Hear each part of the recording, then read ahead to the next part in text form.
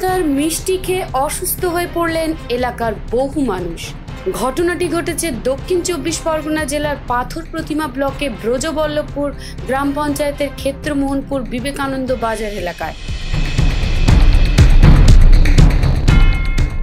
স্থানীয় সূত্রে জানা যায়, বুধবার ক্ষেত্রমোহনপুর বাজারের একটি কাপড়ের দোকানে হালখাতা ছিল।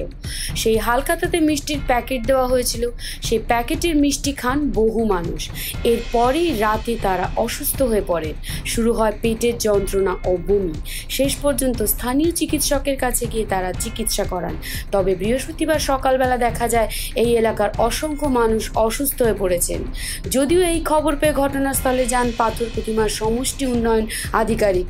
তারই নির্দেশ এলাকায় এই মুহূর্তে একটি মেডিকেল ক্যাম্প খোলা হয়েছে। পাশাপাশি এলাকায় উত্তেজনা থাকায় প্রচুর পুলিশও মোতায়েন করা হয়েছে।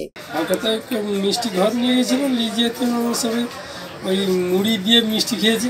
খাওয়ার পরে বাগানে কাজ করতে গেছে জল দিতে। বাগান থেকে জল দিয়ে আসার পরে আবার গরম ভাত আলুলা খেয়েছে। তারপরে শুরু হয়ে গেছে বমি। হাল খাতা মিষ্টি খেয়ে ছেলেরা সব অসুস্থ, ৫০০ জন এরকম অসুস্থ হয়েছে। সম্ভবত ফুড প্রয়োজন হয়েছে এই মুহূর্তে। তা ওটা মেন কথা খাবার কিছু পুড়েছে, তার জন্য সমস্যাটা হয়েছে। তা প্রায় আমাদের এখানে ৩০০-র বাইরে পেশেন্ট এরকম কন্ডিশন হয়ে আছে।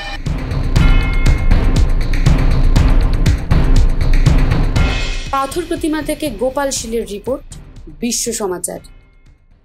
আমাদের খবর যদি আপনাদের ভালো লেগে থাকে তাহলে আমাদের চ্যানেলটি অবশ্যই সাবস্ক্রাইব করুন আর আমাদের খবর সবার আগে দেখার জন্য বেল বাটনটিতে ক্লিক করুন।